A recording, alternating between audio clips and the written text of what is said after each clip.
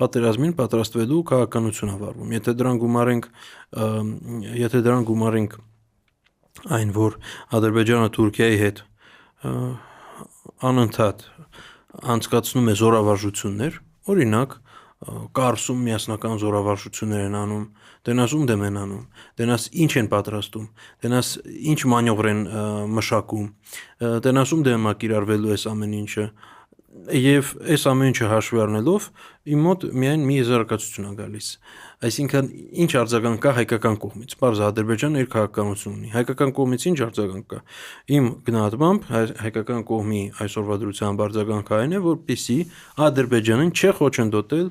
պատերազմ պատրաստելու, պատերազմով իր հարցերը լուծելու եւ այսպիսով մեծ հաշվով հայկական կողմը չի խանգարում Ադրբեջանին իր հարցերը ուժով լուծել Հայաստանի հաշվին, այսինքն հայկական կողմը ասելով ներկայիս իշխանությունները նկատի ունեմ։